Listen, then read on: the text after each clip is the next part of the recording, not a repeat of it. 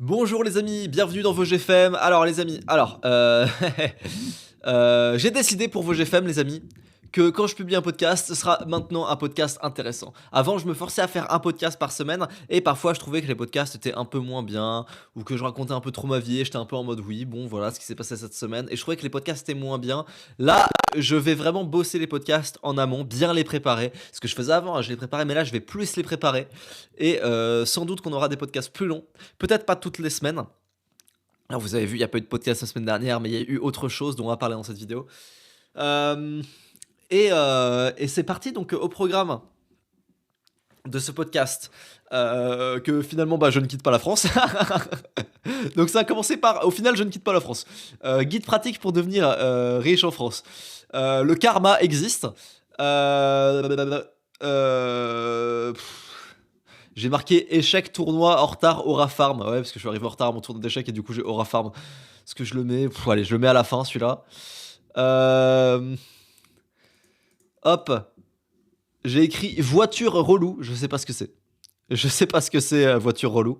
Donc ça, je vais l'enlever. Je vais parler du véganisme. De pourquoi je suis devenu vegan. Vous allez voir qu'en fait, je suis pas vegan, mais j'aime bien le mot vegan. Thibaut InShape qui a des parts chez Gabriel Attal. Le manuel d'Epictet dont j'ai sorti le livre audio la semaine dernière. Pour la vente de formation, j'ai un petit mot sur la vente de formation parce que j'ai envie de parler d'un certain sujet dans ce milieu. Les périodes hautes et les périodes basses dans le business et ma stratégie de contenu sur Insta. Voilà, on va parler de tout ça. C'est un podcast assez chargé et on commence tout de suite avec le premier sujet. Et oui les amis, putain, vous allez me détester. Finalement, je ne quitte pas la France. Et là, vous allez vous dire, mais espèce d'enculé de merde, Lohan. Tu dis que tu quittes la France, tu as tout le monde de quitter la France, tu ne quittes pas la France. Oui. Oui, les amis. Alors, disons que c'est provisoire. Disons que j'ai abandonné l'idée dans ma tête de m'expatrier cette année en 2026. Ça reste dans ma tête, mais c'est plus au premier plan de ma vie. J'ai plus assez confiance pour insulter le fisc français. Que d'ailleurs je paye tous mes impôts d'ailleurs, donc ça n'a aucun sens de l'insulter. Bah si, c'est justement parce que je paye tous mes impôts que je l'insulte, parce qu'il y en a énormément. Mais du coup, je vais pas remettre de sitôt ma vidéo en ligne sur le debunk des impôts, qui me semble être honnêtement une très très bonne vidéo, malgré ce que certains communistes ont dit sur TikTok. Qui me semble être complètement irréfutable. Je vais pas la remettre en ligne, les amis, parce que pour le moment, je reste en France. J'assume de payer des impôts en France. Pourquoi qu'est-ce qui me motive à faire ça? Alors, je suis pas motivé, mais je suis plutôt découragé à l'idée de partir. Parce que j'ai pas envie de me faire chier avec tout ce qui va être exit tax. Alors je sais que l'exit tax, on peut l'esquiver si on ferme pas sa société, mais du coup il faut racheter ses assets à l'étranger, et du coup ça veut dire qu'il faut faire quelque chose de plus grand et pas seulement venir dans le marché français. Voilà, j'ai eu tous ces questionnements par lesquels je suis passé. Ma boîte et mes appartes et tout ce que je possède est valorisé aujourd'hui à plus d'1 million d'euros. J'ai la méga flemme de payer je sais pas combien de pourcents de flat tax, peut-être 30% je crois de flat tax, et si je paye pas la flat tax pour racheter mes assets, 25% d'impôt sur les sociétés sur ces 1 million d'euros qui sont, je le rappelle, de la valorisation.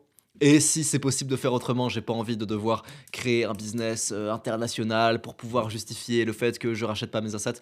Bref, c'est une horreur. Je vais pas vous mentir, j'ai un peu l'impression d'être bloqué en France parce que le problème c'est que si je pars, je dois payer un truc monstrueux, que ce soit en flat tax ou en rachat d'assets. Parce que en ouvrant une société à l'étranger, je suis obligé de me racheter ma chaîne YouTube, tout ça qui va extrêmement cher. Et du coup, ce qui fait que ça va me faire un impôt sur les sociétés de bâtard à la fin. Parce que ça me crée du bénéfice. Donc voilà, j'accepte le fait que. J'accepte le fait que bah écoute en plus voilà j'ai visité la Suisse, j'ai pas aimé, j'ai visité Dubaï, j'ai pas aimé, j'ai visité plusieurs pays, j'ai pas aimé, et s'il faut y vivre 6 mois par an et que j'ai pas le droit de rester en France et tout, je me dis bon écoute allez, j'assume d'être piégé parce que c'est un peu le cas, j'ai un peu l'impression d'être piégé pour être honnête, parce que j'ai construit en France et du coup je peux plus partir parce que bah ce que je vous ai dit, j'ai un peu l'impression d'être piégé et ça m'a l'air compliqué pour moi. Cependant, si vous n'êtes pas piégé et que vous voulez vous expatrier et qu'il y a des pays qui vous plaisent, faites-le avant que vous soyez piégé. Voilà. Conseil de quelqu'un qui est piégé. Donc c'est malheureux. Finalement, je ne quitte pas la France à cause de tout ça, mais aussi parce que je trouve pas de pays sympa, mais aussi parce que je me suis fait au fait de payer 50% d'impôts. Vraiment, hein, je me suis vraiment fait au fait d'envoyer 20% de TVA, 25% d'impôts sur les sociétés, les taxes sur les dividendes, la taxe sur la holding. Je m'y suis fait complètement, complètement à cette idée-là. Et malheureusement, c'est triste, mais je m'y suis fait. Donc, ça veut pas dire que je ne le ferai pas. C'est-à-dire que pour l'instant, c'est plus le projet 2026 de partir en urgence. C'est plus le projet. Du coup, ma vidéo sur les impôts ne sera pas en ligne de sitôt. Parce que j'ai dit que je la repasserai en ligne le jour où je ne suis plus en France. Parce que j'ai un peu peur du fisc, pour être honnête. Et j'ai pas de raison d'avoir peur, puisque, encore une fois, je paye tout. C'est vérifiable sur internet. Vous pouvez demander à mon comptable. Et c'est d'ailleurs pour ça que j'ai le seum, hein. C'est parce que je paye tout et que je paye énormément. Voilà. Bon. Du coup, je quitte pas la France et encore une fois, mon erreur, c'est je parle trop. Voilà, la plus grande erreur de l'ONLV, finalement, est-ce que ce serait pas celle de trop parler et de parler trop vite? Je pense que c'est mon plus grand défaut. C'est que je dis toujours ce qu'il y a dans ma tête. Toujours. Et parfois, ça change. Et parfois, ça change très vite. C'est mon gros défaut. Je parle tout le temps. Je parle trop. Je parle trop vite. Je parle quand je ne suis pas assez renseigné. C'est mon défaut. Mais vous le savez. Vous le savez. Vous me suivez. Si vous suivez ce podcast et vous me suivez depuis au moins un moment, puis que vous me connaissez bien. Et donc, je pense que vous avez appris à me connaître. Peut-être pas à apprécier. Je pense pas que vous appréciez ces défauts. Je sais que je suis au courant que j'ai plein de défauts. Euh, L'arrogance que j'essaie de calmer en ce moment d'ailleurs. Plein de choses. Mais je pense que au moins vous les acceptez et vous avez compris que ça faisait partie du personnage et qu'à côté il y a quand même beaucoup de qualités, je pense. Genre j'espère d'être un pas trop mauvais humain malgré mes défauts que j'ai beaucoup. Et oubliez pas que j'ai certainement autant de défauts que la plupart des influenceurs. Juste moi je sais bien moins bien le cacher. Mais croyez pas que les autres influenceurs ont pas un ego de malade comme moi, sont pas des méchants ou des choses comme ça. D'ailleurs, vous remarquerez que les gens qui ont l'air d'être les pires enculés online, souvent sont les mecs les plus sympas IRL. C'est réel de fou. Mais à chaque fois que j'ai rencontré des mecs IRL, qui sont des youtubeurs ou des gens comme ça, qui sont des gros enculés en ligne, tu te dis c'est des grosses merdes et tout, IRL, c'est toujours des mecs sympas. Et vous savez quoi? On dit la même chose de moi. On dit putain dans les vidéos t'as pas l'air comme ça, mais dans la vraie vie t'es super gentil. Tout le monde me le dit tout le temps. Tous les gens qui me rencontrent IRL, les youtubeurs, les machins me disent mais IRL ce mec il est trop gentil. Et bah je dis pareil de beaucoup de monde. Et pas toujours, mais souvent les mecs qui sont les plus sympas en ligne ou qui font preuve du plus de vertu sur les réseaux sont les plus gros connards IRL. Pas toujours, hein. Je sais très bien qu'il y a des gens qui sont gentils dans la vraie vie et gentils sur les réseaux. Il y a des gens qui sont purement gentils. Bravo à eux. Bravo à eux, c'est pas mon cas. C'est pas mon cas. Mais du coup, voilà, mon erreur, c'est que je parle trop tout le temps. Je dis tout le temps trop vite. Ouais, j'ai quitté la France. Ouais, machin et tout. Et là, le problème, c'est que je vais pas assumer parce que je peux pas assumer. Est-ce que je peux pas ou est-ce que je me donne une excuse? J'ai vraiment l'impression d'être piégé, les amis, hein. J'ai vraiment l'impression que je peux pas. Genre, ça m'a l'air tellement galère de quitter la France pour moi. Je vais parler avec un fiscaliste là bientôt pour voir si c'est vraiment pas possible, mais j'ai des apparts en France, que j'ai peur que si je quitte la France, on me dise quand même que je suis résident fiscal français. Ça m'a l'air d'être une galère sans nom. J'accepte le fait d'être résident fiscal français. Et du coup, au final, point positif, je peux vivre où je veux le temps que je veux. Parce que la résidence fiscale française est la pire. C'est-à-dire que c'est tellement la pire, la résidence fiscale française, que j'ai pas à me faire chier à me dire ah putain, peut-être que si je passe trop de temps dans ce pays-là, ils pourront croire que j'ai la. Non, j'ai déjà la résidence fiscale française qui est la pire. Et ils se battront pour ma résidence fiscale parce que même quand tu ne vis pas dans le pays, que tu fais tout bien et tout, ils arrivent à te rattraper et à te relocaliser et à te remettre en résidence fiscale française. Donc si tu acceptes le fait d'être résident fiscal français, bah tu risques rien. Donc voilà, je voulais aussi te parler de karma. Karma dans ce podcast, donc je voulais faire un sujet sur le karma. J'en parlais à Cancan aujourd'hui. Cancan, donc c'est le mec qui qui a un compte de moi sur les réseaux où il met des clips de moi. Donc c'est un petit enculé qui au début mettait des clips horribles de moi où j'insultais des gens et puis, il y avait une légende horrible à chaque fois, genre Lohan LV dit que les trans c'est contre nature. T'as jamais dit ça, mais il mettait une description comme ça. Et du coup il y avait plein de gens qui m'insultaient dans les commentaires et il mettait un passage super tronqué. Non, il a pas fait ça, mais genre typiquement c'est le genre de truc qu'il faisait juste pour faire des vues. Et puis finalement on s'est parlé. Aujourd'hui, je crois qu'il a un compte qui a genre 10 000 abonnés, qui a juste des clips de moi sur TikTok qui font énormément de vues, tu vois. Et bon, il y a eu du côté relou, mais il y a eu des côtés cool où grâce à lui, je me suis un peu plus fait connaître. Et même si j'ai eu des dramas, bah finalement, j'existe et ça me fait qu'au final, j'ai un peu plus d'argent grâce à lui de manière très très indirecte, mais ça existe. Et donc, je parlais de ça avec Cancan, je parlais du karma. Parce que, en gros, je voyais sur internet une blague genre. Un photomontage d'une vidéo de Squeezie qui est l'imposteur, sauf que c'est pas qui est l'imposteur, c'est qui est le goy. Qui est le goy fit Baal, donc c'est un démon dans les trucs du Talmud, et Jeffrey Epstein, et j'étais mort de rire de voir ça. Et genre, il y avait un photomontage qui avait percé, genre qui est le goy de juif, de Squeezie. Et je lui ai envoyé j'ai pris le screen là, et je lui ai envoyé le message. Je lui ai dit texto, je vais vous dire ce que j'ai écrit. Ah putain, c'est vrai que Discord marche plus sur mon PC. Putain, Discord marche plus sur mon PC. Genre, je lance Discord et il charge en boucle. Donc, c'est chiant. Donc, hop, je vais juste prendre Discord sur mon téléphone et je vais vous dire. Et je lui ai envoyé le screen et je lui ai dit. Je lui ai dit. Le délire Squeezie sioniste devient vraiment mainstream et je pense que t'as une grosse part de responsabilité là-dedans. Parce que du coup, comme il fait plein de clips de moi où je dis que Squeezie c'est un sioniste et tout, et qu'à chaque fois qu'il parle de Squeezie dans ses trucs, dans ses légendes, il met un drapeau israélien, je trouve que. Alors, c'est pas moi qui ai inventé ce délire, je précise, hein. C'est pas moi qui ai inventé le délire de Squeezie a une SCI à Tel Aviv, Squeezie est sioniste. Ça fait des années, mais des années, quand je vous dis des années, ça va faire peut-être 3 ou 4 ans que j'avais vu passer ça sur Twitter à l'époque, quand j'étais sur Twitter. C'est un délire qui me faisait rire, mais j'en avais jamais entendu parler. Et depuis que moi j'en parle, j'ai l'impression que ça devient extrêmement populaire comme délire, même si c'est pas moi qui ai inventé le délire Squeezie sioniste, hein, je précise, hein, j'ai pas les royalties sur le délire Squeezie sioniste, mais je pense que le fait que ce soit devenu si mainstream et populaire dans la culture d'aujourd'hui, que Squeezie soit un goy sioniste machin, c'est un peu de ma faute et beaucoup de la faute de Cancan qui a fait des clips de ça. Je pense que il y a une part énorme de responsabilité de Cancan. Dites-moi si vous êtes d'accord dans les commentaires. Et du coup, il doit me dire, ouais, Load, est-ce que tu penses que Squeezie t'aime pas? Et je dis oui, je pense que Squeezie m'aime pas parce qu'en plus à l'époque j'avais fait une vidéo pour exposer ce qu'il avait fait sur les NFT et tout. Et on a commencé à parler de karma avec Cancan. Je commençais à parler avec lui de karma. Est-ce que le karma existait? Est-ce que je fais des choses qui sont objectivement mal? Et il y avait des choses dont je suis pas fier sur ma chaîne. Il y a des choses dont je suis pas fier. Le fait d'avoir parlé des NFT de Squeezie, le fait d'avoir parlé d'Antoine Manco qui a scamé son audience, tout ça. Je considère que c'est pas des choses qui sont bien ce que j'ai fait. Je pense pas que ce soit un karma négatif, dans le sens où ce que Squeezie a fait, ce qu'Antoine Manco a fait, ce sont des choses qui sont objectivement mauvaises, hein, arnaquer leur communauté, leur vendre du NFT quand tu sais que c'est objectivement une idée de merde, ne jamais rembourser, ne jamais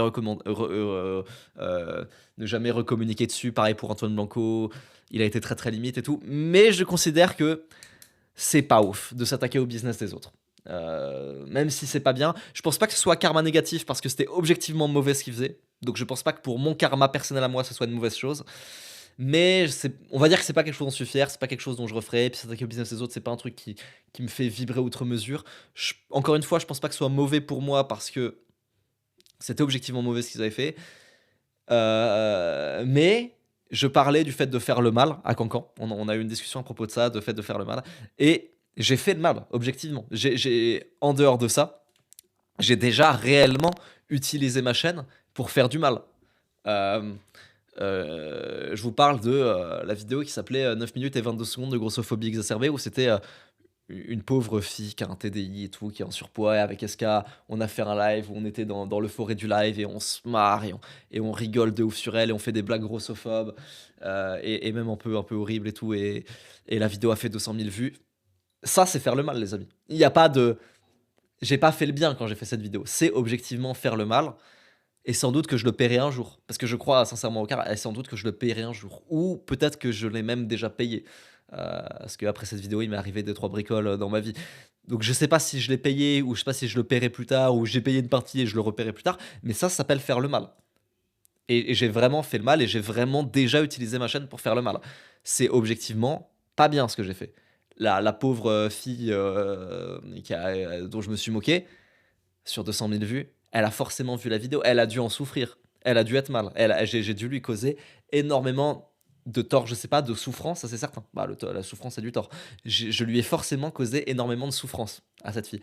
Et j'y pense très fréquemment. Et je suis très triste de ça. Maintenant, tu pourrais me dire, oui, Balwan, tu peux supprimer ta vidéo. Oui, c'est vrai, je peux supprimer ma vidéo, mais bon, elle a déjà fait 200 000 vues. En vrai, ça change rien. Mais c'est vrai que pour la conscience, je pourrais le faire. Mais c'est trop tard. C'est trop tard et je sais que c'est le mal. Je sais que j'ai fait du mal. Il y a très peu de fois où je considère que j'ai objectivement causé du tort à quelqu'un qui l'a pas mérité. Là, j'ai objectivement causé du tort à quelqu'un qui l'a mérité et je sais que je le paierai un jour. Ça, c'est clair. Ça, c'est clair. Et on parlait du fait que le karma existait ou pas. Pour moi, le karma existe parce que à chaque fois que j'ai fait quelque chose de mal dans ma vie, je l'ai payé. À chaque fois. À chaque fois, à chaque fois, à chaque fois, à chaque fois. Et si je l'ai pas payé, je sais que je le paierai plus tard. Genre ce que j'ai fait là. Mais c'est même pas sûr que je l'ai pas payé. À mon avis, je l'ai déjà payé. Parce que il m'est arrivé quelques bricoles après cette vidéo. Euh, je vais pas mentir, de très très grosses bricoles qui m'ont causé énormément de souffrance. Peut-être autant que la fille en question. Donc c'est pour ça que je me dis, euh, est-ce que euh, est-ce que c'était pas voilà. On en parlait un petit peu dans le podcast sur la mort de mon coach Orlando, de quand tu fais le mal et que tu payes pour, est-ce que tu vas en enfer, tout ça. On en parlait. Dans ma vie, j'ai fait du mal, très peu. Ok, vraiment très peu, hein. Je considère que les moments où j'ai fait du mal gratuitement, que c'était pas mérité, que j'ai causé du tort à des gens, il y en a eu et j'ai tellement conscience d'eux que je sais que c'est rare. Mais ça m'est arrivé et à chaque fois je l'ai payé. Et à chaque fois je l'ai payé. Et c'est pour ça que je suis assez peu rongé par la culpabilité en général. Parce que comme je finis toujours par payer le mal que je crée, le tort que je crée, et vous aussi, hein, tout le monde, je sais que j'ai pas à me flageller encore plus et à être encore plus mal dans la culpabilité. Donc voilà les amis, voilà, petit point sur le karma. Moi, j'y crois. Je paye toujours quand je fais le mal, quand je suis arrogant, quand je suis mauvais, quand je crée de la souffrance à des gens, je le sais. Je le paye toujours. Euh, et, euh, et voilà. Et moi, en tout cas, j'ai cette conviction très sincère. C'est pas genre une posture morale pour me dire ouais, faut pas faire le mal parce que tu. C'est vraiment une posture très sincère. J'y crois premier degré parce que je le constate sincèrement, tu vois. Euh, Peut-être même que c'est la réalité matérielle qui fait que quand on fait le mal, euh, naturellement, on est plus enclin à se faire critiquer, ressentir du mal, que les gens nous jugent mal et qu'au final, on resubisse ce mal. Alors peut-être que c'est la réalité matérielle qui fait ça, mais moi, je crois même encore plus loin à une réalité métaphysique, genre d'un arbitre, d'un dieu, en fait, tout simplement, qui dit, t'as fait le mal, tu vas payer. T'as fait un peu le mal, tu vas un peu payer. T'as fait beaucoup le mal, tu vas beaucoup payer. Et je considère avoir une seule fois dans ma vie fait beaucoup de mal.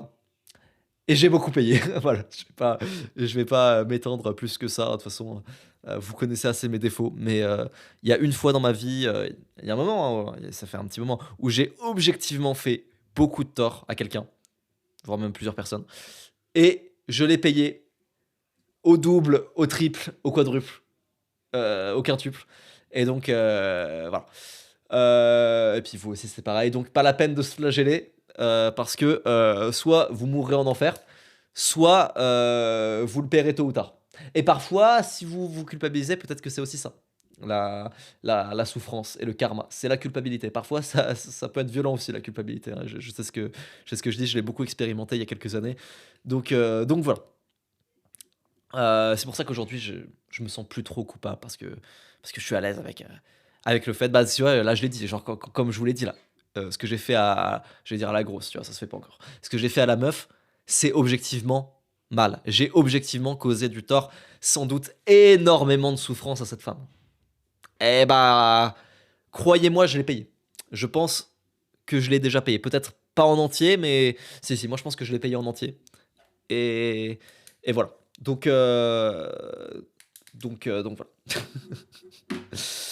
Euh, J'avais écrit voiture relou dans mes notes, mais je sais pas c'était quoi le sujet de voiture relou. Ah c'est bon, si c'est bon, j'ai mon assurance. Merci tout le monde. J'ai mon assurance, il y a une assurance qui est folle qui m'a proposé 1 000 euros. 1 000 euros. Putain de merde, 1 000 euros. 1 000 euros par mois pour assurer ma i8. C'est bon, j'ai trouvé une assurance pour 198 € par mois en tout risque, ce qui est OK. Je suis jeune conducteur. Donc ça me va. Donc j'ai trouvé une assurance qui va m'assurer. La voiture, je l'ai dans moins d'un mois actuellement. Et puis j'ai hâte de faire plein de stories avec parce que je suis un putain de flambeur et que je vais me la péter. Encore une fois, rassurez-vous, je flambe pas tout ce que je gagne. C'est une petite partie de ce que j'ai réussi à économiser et investi qui partira dans une supercar. Le reste, c'est des appartes. Le reste, c'est du S&P 500. Ne vous inquiétez pas. Et puis en ce moment, je gagne pas mal d'argent, donc je peux me le permettre. Ok, à propos du véganisme. Ok, beaucoup de questions pour le fait que je sois devenu vegan, machin. J'en parle un peu dans ce podcast. Si vous voulez, je ferai un podcast un peu plus précis plus tard sur le véganisme si vous avez des questions. Euh, donc, à propos du véganisme, les amis, sachez-le, quand je dis je suis vegan, je ne suis pas vegan. C'est une blague. C'est juste que le mot vegan me fait rire. Mais je sais très bien ce que ça veut dire, vegan. Ça veut dire que tu ne consommes ni viande, ni aucun produit issu de l'exploitation animale, que ce soit les œufs, le lait, le cuir. Voilà. Je ne suis pas vegan, ok, je mange des œufs, donc je suis végétarien. Mais justement, comme j'aime pas les étiquettes, comme j'aime pas me mettre dans des cases, comme j'aime pas tout ce qui est dogme, je dis vegan parce que le mot me fait rire. Mais factuellement, je suis plutôt végétarien. Et encore, j'ai une posture morale qui est encore très différente. Par exemple, ça fait un mois que je ne mange pas de viande, tu vois. Et je mange des œufs parce que c'est des œufs de poule qui ne meurent pas. Ok, parce que normalement, les véganes ne mangent pas de poule parce que les œufs de poule, parce qu'en fait, les poules meurent quand elles arrêtent de produire les œufs, quand elles sont trop âgées. Nous, c'est des poules de la voisine qui, quand elles arrêtent de pondre, vivent. Elles continuent de vivre normalement jusqu'à ce qu'elles meurent naturellement. Elles sont pas stressées, elles ont un grand enclos. Alors oui, elles sont sélectionnées naturellement à la naissance, mais j'ai envie de dire, elles sont déjà vivantes. Effectivement que c'est pas naturel qu'une poule ponde autant, mais elles sont déjà vivantes.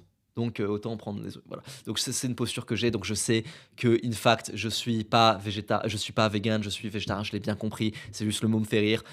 Et encore une fois, c'est une étiquette et j'aime pas les étiquettes.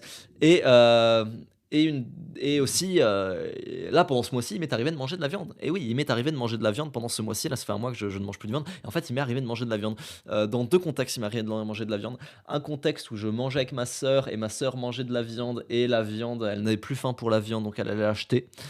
En tant que végétarien, mais surtout utilitariste, bah, je me dis, bah, quitte à ce qu'elle soit jetée, autant que je la mange.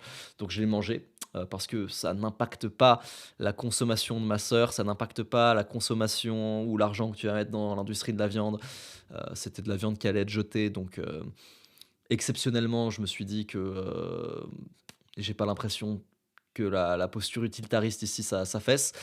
Et de la même manière, une fois, j'étais au restaurant et j'ai demandé un œuf parfait, sauf qu'il y avait des lardons dans l'œuf parfait, j'étais pas au courant.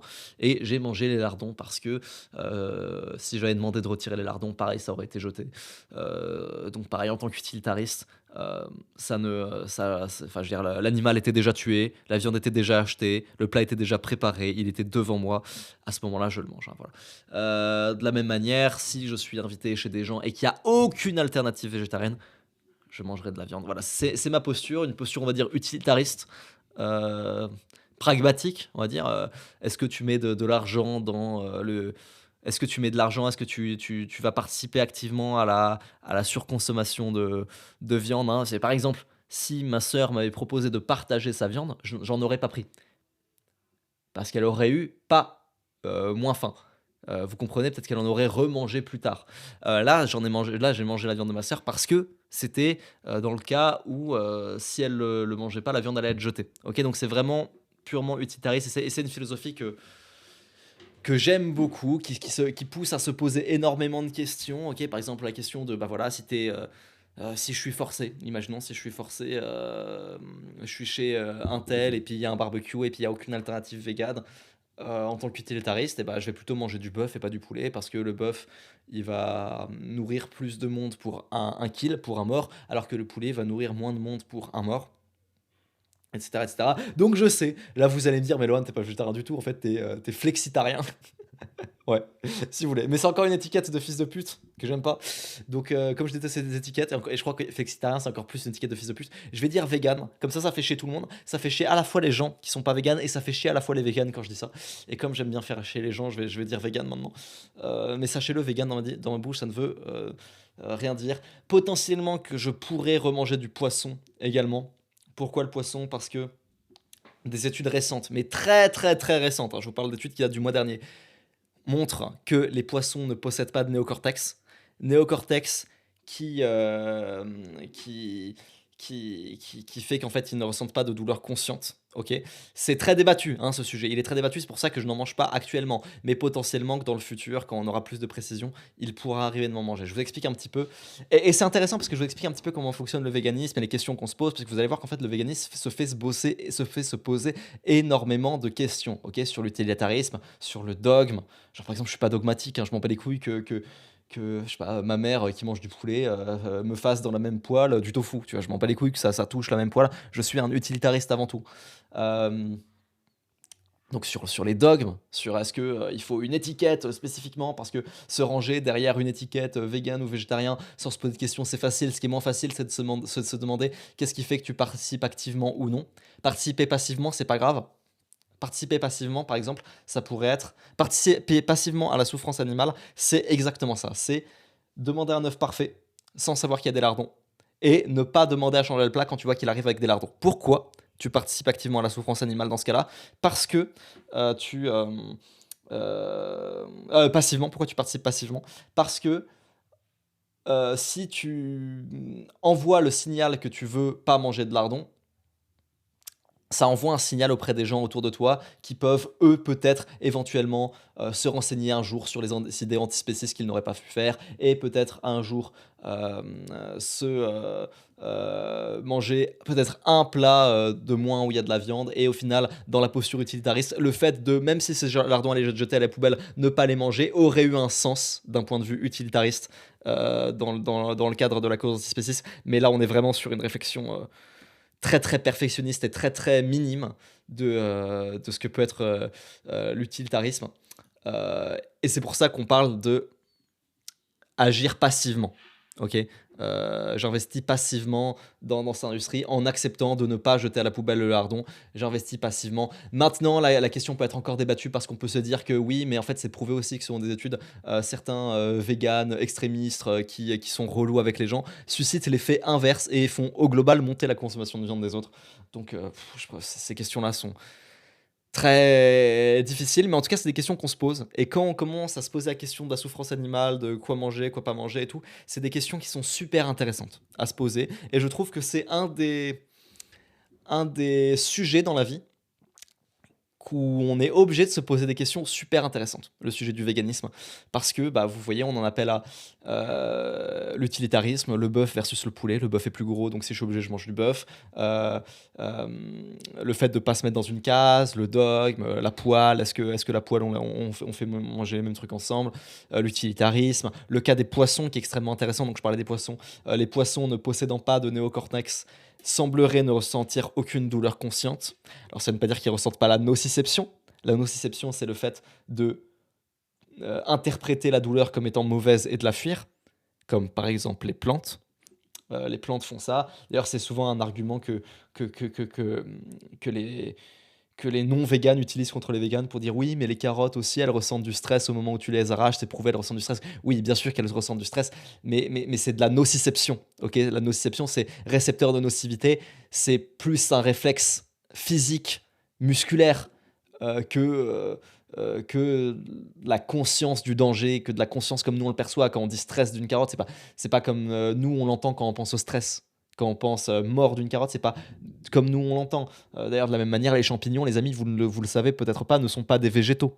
Ok, les champignons ne sont pas non plus des animaux, mais sont plus proches des animaux que des végétaux, les champignons. De la même manière. Donc encore une fois, on ne s'arrête pas à des cases, on n'est pas dogmatique. On se demande en tant qu'utilitariste, qu'est-ce qui est le plus pertinent? Et Comme les poissons ont un système nerveux, ok? Les poissons ont un système nerveux, contrairement aux plantes. Les poissons ont un système nerveux. Donc c'est pour ça que c'est débattu encore et que c'est pas acté le fait que je mange plus de poissons. Mais là, les études très très récentes, et je vous invite à faire vos recherches vous-même parce que ça n'a pas toujours été le cas. Il y a quelques temps, on penchait plus du côté de les poissons ressentent la douleur. Actuellement, vous pouvez demander à des IA objectives. Les recherches tendent à dire les poissons plutôt a priori ne ressentent pas la douleur parce que l'absence de néocortex qui traite la douleur consciente tendent à montrer qu'en fait, ils ressentent pas la douleur. Alors, du coup, vous allez dire: «Mais non, mais Lohan, quand le poisson, se prend l'hameçon, il a mal, il souffre, il veut partir, il s'agite et tout». Oui, ça s'appelle la nociception, ce qui est plus proche de l'interprétation de: «Oui, ça c'est mal, il faut que je m'enfuis», mais pas la conscientisation que ça, pas de la douleur active, OK? C'est pas comme un un porc ou une vache ou une poule qui va ressentir la douleur. C'est plus, voilà, c'est de la nociception. C'est le fait de percevoir un danger et essayer de l'éviter. Mais c'est pas de la douleur consciente comme on l'entend. Quand on dit: «Le poisson a mal» quand il se prend l'hameçon, oui, mais il a pas mal comme vous entendez qu'il a mal. C'est encore différent. C'est comme dire, «La plante, elle souffre au moment où tu l'arraches». C'est vrai, mais elle ne souffre pas comme on pense qu'elle souffre. Voilà, et comme ils n'ont pas de néocortex, mais ils ont un système nerveux. D'ailleurs attention, hein, la nociception et le système nerveux sont des conditions, nécessaires, mais pas suffisantes à la douleur consciente. Donc nociception ne veut pas dire douleur consciente, mais c'est nécessaire. On ne sait pas trop, mais il semblerait que l'absence de néocortex des poissons, heu, tende du côté de les poissons ne ressentent pas la douleur. J'attends que les études soient plus claires là-dessus et potentiellement que voilà, j'en mangerai. Donc, vous voyez? Vous voyez les questions intéressantes. Par contre, voilà, les moules, les bivalves, les fruits de mer, pas les crevettes, hein, mais les moules, les bivalves, les huîtres, tout ça.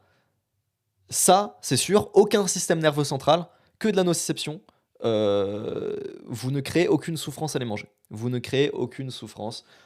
C'est comme manger une plante. Vous créez autant de souffrance à manger une huître qu'à manger une plante. Vous créez la même souffrance. Donc, huître, moule. Et c'est pour ça que j'aime pas les cases, parce que je parlerais avec un végétarien, il me dirait: «Mais non, n'importe quoi, c'est vivant». Ouais, et tu vois, en tant qu'utilitariste, moi je me pose des questions et je vais beaucoup plus loin, je trouve, que la plupart des véganes, végétariens qui se contentent de suivre une étiquette un peu bête et méchante. J'ai l'impression d'aller beaucoup plus loin et d'être tout à fait sincère et honnête dans ma démarche de vouloir limiter la souffrance animale, parce que mon postulat utilitariste vient du fait que la souffrance animale, non nécessaire, on n'en veut pas. OK? La souffrance non nécessaire, on ne la crée pas. Et bien sûr que si demain, je suis obligé de manger de la viande, j'en mangerai. Encore une fois, je ne suis pas allergique à la viande. De la même manière, hein, si ma sœur, veut pas finir son plat, j'en mange. Si, au restaurant, je savais pas qu'il y avait de la viande dans mon plat et qu'il y a aucune alternative, je mange. L'idée principale de mon raisonnement, c'est: si il y a une alternative, je prends toujours l'alternative sans viande, sans souffrance animale. S'il y a pas d'alternative, je mange la viande. Exemple, je suis invité chez quelqu'un, il y a pas autre chose que de la viande, je mange la viande. S'il y a une alternative, je la mangerai. Je ferai l'alternative. Et je trouve que sincèrement, on se pose des questions incroyables. Incroyables, et on va très, très loin dans une certaine philosophie, une certaine éthique de vie quand on commence à se poser ces questions de la souffrance animale et qu'on essaye et qu'on creuse un peu le sujet des idées antispécistes. Parce que l'antispécisme, primaire, c'est de se dire, on n'exploite pas les animaux, on ne les utilise pas les animaux, même les poules qui pondent des œufs, même les poules qui sont bien traitées, on ne les utilise pas, parce que, plein de raisons qui justifient ça, parce que, bah, pour une poule qui pond aujourd'hui, que tu as acheté, c'est un poussin qui est mort parce qu'il y a des poules pondeuses qui sont dans des conditions horribles, et les poussins mâles, sont broyés dès la naissance pour en faire des nuggets. Je comprends ces postulats, sauf qu'il y a une question encore philosophique, qui va encore plus loin, qui est de dire: «OK, mais la poule maintenant qu'elle est là, qu'elle existe et qu'elle est vivante, autant qu'elle soit bien traitée et qu'elle ne meure pas jeune, et donc qu'elle vive en plein air dans une ferme». Vous comprenez ce que je veux dire? C'est je trouve qu'il y a 2 arguments chez les gens qui sont non véganes et qui disent que c'est pas bien d'être végane, qui sont tout à fait recevables. OK? Deux arguments. Je trouve que tous les arguments du style, la santé, tout ça, enfin, Je trouve que c'est des arguments de merde parce que dans tous les cas, il y a des compléments et dans tous les cas, tout le monde est carencé, même si tu manges de la viande, t'es carencé. Donc dans tous les cas, il y a des compléments alimentaires. Dans tous les cas, tu peux tout trouver dans les végétaux. Et puis si tu peux pas trouver, il y a des compléments alimentaires, encore une fois. La culture, le plaisir, tout ça, je trouve que c'est honnêtement de très mauvais arguments. Il y a deux arguments qui n'ont pas de réponse. Ok, deux arguments qui sont philosophiques, qui n'ont pas de réponse. Le premier argument, c'est de dire manger de la viande pour un plaisir gustatif, c'est pas bien. Pardon, tuer des animaux pour un plaisir gustatif, c'est pas bien. Ça, c'est une opinion. Et c'est vrai. Il ne faut pas tuer des animaux pour le plaisir gustatif. C'est une opinion. C'est une opinion. Vous pouvez très bien vous dire, ah si, le plaisir gustatif justifie le fait de tuer des animaux. Et par contre, pas autre chose. Le plaisir gustatif uniquement. Pas la santé, pas autre chose. Ça, c'est des conneries. Mais le plaisir gustatif justifie le fait de tuer des animaux. C'est une opinion. C'est vrai. Et il n'y a pas de bonne réponse à ça. Mais attendez, comme l'esclavage, c'est pas bien, ça aussi, c'est une opinion. C'est une opinion. Comme. Comme quoi Comme le meurtre, c'est pas bien. Ça aussi, c'est une opinion. Vous comprenez ce que je veux dire? C'est. Là, il n'y a pas de bonne réponse. Deuxième question philosophique où j'ai pas de bonne réponse. Vaut-il mieux, dans le cas d'un élevage où les animaux sont bien traités, c'est-à-dire pas élevage intensif où les bœufs et les poulets sont sur une feuille A4 et tout, mais élevage fermier où les poules et les bœufs sont bien traités le temps où ils sont vivants et on les tue assez jeunes, parce que mine de rien on les tue assez jeunes. Les poules c'est au bout de 6 mois, les bœufs c'est au bout d'1 an et demi ou 2 ans. Vaut-il mieux leur offrir une vie, certes courte, euh, pour les tuer et les manger, mais pas malheureuse, parce que dans le cas où ils sont... Ce qui est malheureux, c'est l'abattoir. Hein. L'abattoir, c'est de la souffrance pour tout le monde. Mais dans le cas où ces poules et ces vaches ne sont pas à l'abattoir, elles vivent dans le pré et tout, elles ont une vie quand même plus ou moins heureuse, vaut-il mieux leur laisser l'opportunité de vivre cette vie, quitte à les tuer très tôt pour les manger, ou vaut-il mieux ne juste pas les tuer, mais du coup qu'elles ne vivent juste pas? Parce que ne pas manger d'animaux, ça revient à ne pas les faire vivre tout court. Donc même les 1 an et demi où elle a kiffé, elle a brouté de l'herbe, la vache, elle ne l'aura pas vécu. Ça aussi, c'est un questionnement philosophique que j'avoue, je n'ai pas de réponse. Je sais pas. Parce que c'est vrai que si on arrête de manger de la viande, on ne leur permet même pas de vivre leur vie. Donc qu'est-ce qui est mieux? Le fait qu'elles ne vivent tout simplement pas ou le fait qu'elles vivent 1 an et qu'on les tue? Et si on part du principe d'un élevage où pendant les 1 an, elles sont bien traitées, elles sont bien nourries, tout ça. Voilà, ça c'est les deux questions où j'ai pas la réponse. Je sais pas. Mais vous avez vu que ça va quand même vachement plus loin que oh bah c'est culturel, oh bah c'est on a toujours fait comme ça, l'homme il est carnivore. Enfin, je trouve que tous les arguments autres que les deux que je viens de dire là sont de très mauvais arguments, que ce soit l'argument de la santé, il tient pas la route, l'argument de la nutrition ne tient pas la route, l'argument de c'est comme ça ne tient pas la route. Je trouve que voilà, ça c'est les deux arguments qui tiennent la route. Et où j'ai pas la réponse. Et c'est très intéressant. Donnez-moi vos avis en commentaire. Euh, Est-ce que c'est difficile, peut-être vous vous demandez, est-ce que c'est difficile, Lohan, de ne plus manger de viande? Euh, Franchement, pas tant que ça. Voire pas du tout. Non, encore une fois, j'en ai mangé deux fois et c'était deux petits bouts, quoi. C'était vraiment genre des tout petits lardons dans un œuf et, et un tout petit bout de viande que ma soeur n'arrivait pas à finir, mais genre minuscule, tout ça en un mois. Ça m'a pas tellement manqué, j'avoue. Euh, on trouve des alternatives végétales bonnes pour la santé partout. Bah, surtout que j'ai les œufs, hein, comme j'ai dit, en positionnement, c'est les œufs. Mais j'ai l'impression qu'on se force à se poser des questions très intéressantes du point de vue de la souffrance animale quand on creuse les questions antispécistes, du point de vue de la souffrance, même des questions très philosophiques. Épictète disait que. D'ailleurs, on va parler d'Épictète juste après. Épictète disait que quand quelque chose nous semble être bon, il faut le faire. Et ça m'a toujours semblé bon de ne pas participer à l'industrie de la viande et de la mort des animaux. Ça m'a toujours semblé être la bonne chose à faire parce qu'encore une fois, quand j'entendais des débats vegan contre pas vegan, j'avais vraiment toujours l'impression que les arguments, les bons arguments étaient toujours du côté du vegan. Quasiment à chaque fois.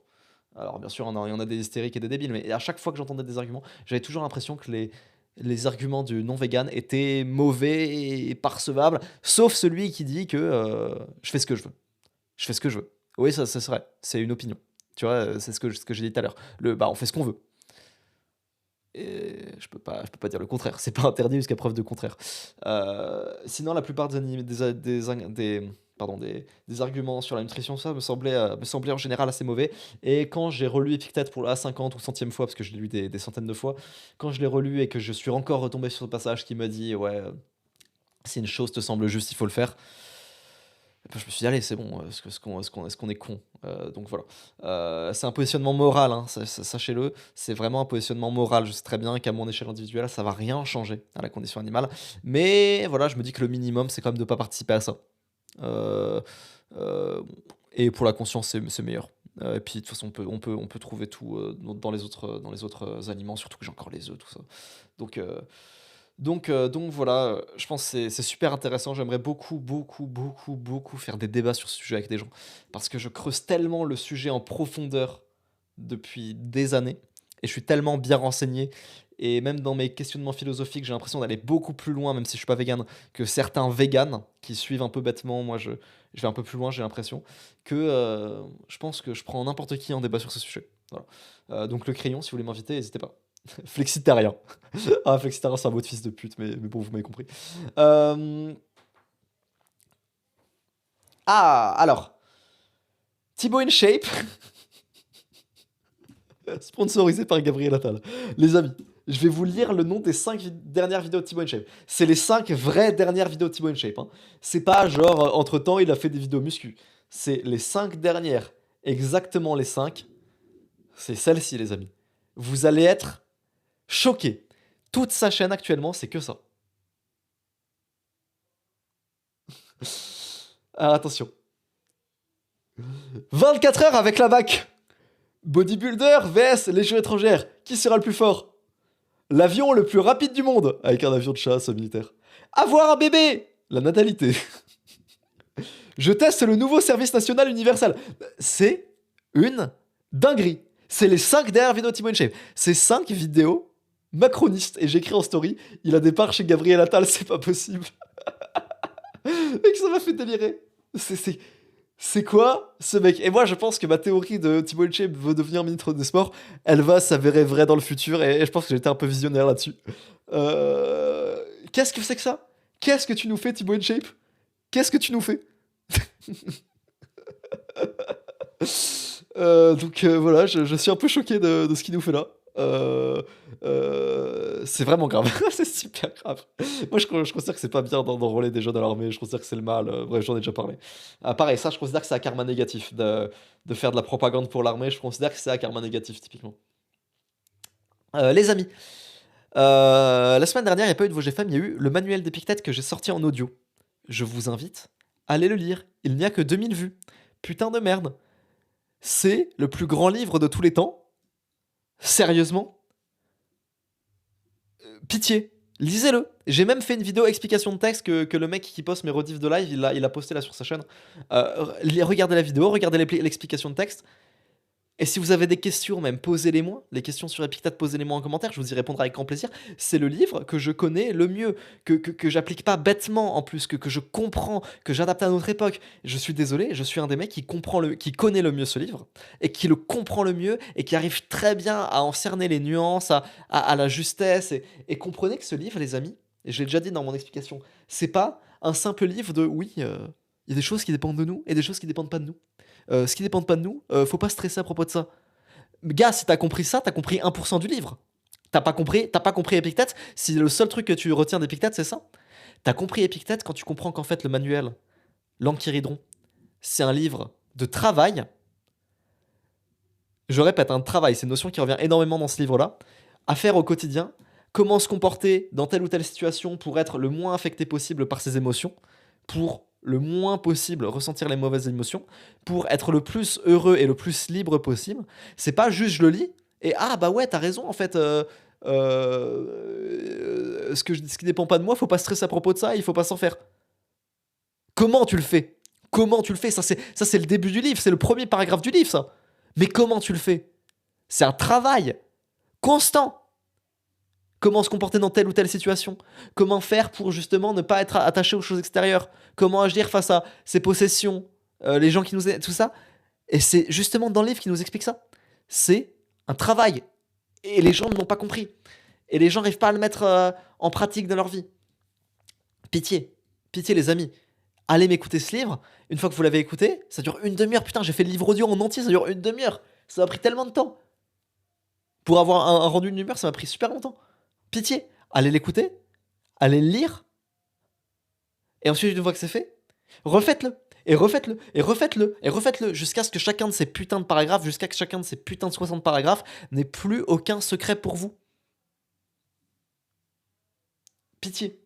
Pitié. Pitié. Échec, tournoi en retard en Rafarm. Oui, j'ai fait un tournoi d'échecs que j'ai pas trop mal réussi. Et à chaque fois, à chaque ronde, j'arrivais 10 minutes en retard pour Rafarm. Ça déstabilisait le mec. J'étais content d'avoir fait ça.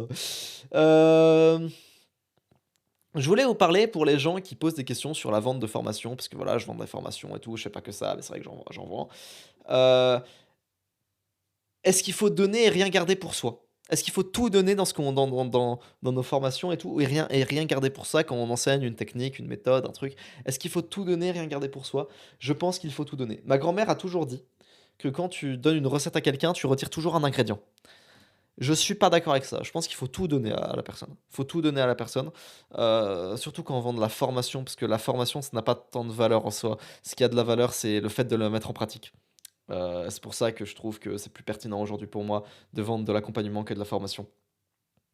Et certes, ça coûte plus cher, mais croyez pas que je me fais des couilles en or, pitié. Croyez pas parce que tu Maxime me coûte cher que je me fais des couilles en or. C'est tellement pas vrai. Putain, c'est tellement pas vrai. Si vous saviez à quel point quand un mec me paye 2 000 € pour sa chaîne, pour l'accompagnement, bah en fait, y a pas, c'est pas genre 2 000 € pour du coaching, juste moi je suis en appel avec lui. Déjà, il y a ça, et c'est beaucoup, beaucoup d'heures.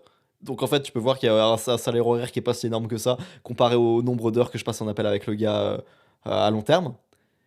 Mais c'est pas que ça. C'est malheureusement pas que ça. C'est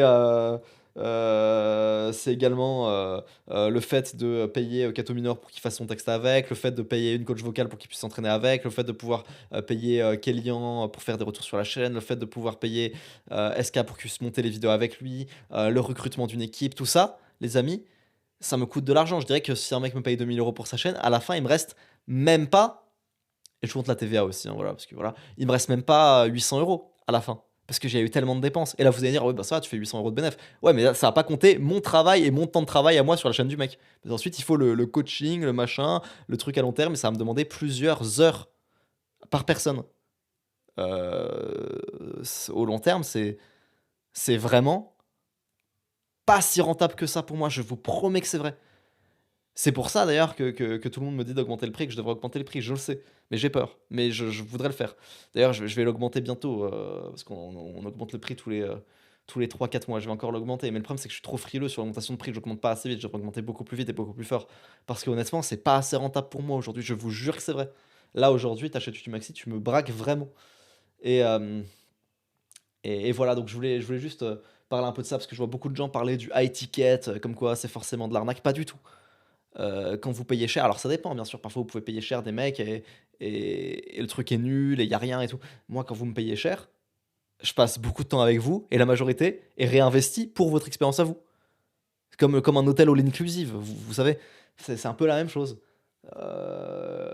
Ok, vous payez cher, mais les retours de Kenyon, vous n'avez pas à les payer, les coachs vocales, vous n'avez pas à les payer, les vidéos, le montage vidéo avec SK, vous n'avez pas à le payer, écrire les textes avec Cato Minor, vous n'avez pas à le payer. Enfin, je veux dire, c'est, c'est pas si free win que ça que de faire de l'accompagnement à étiquette.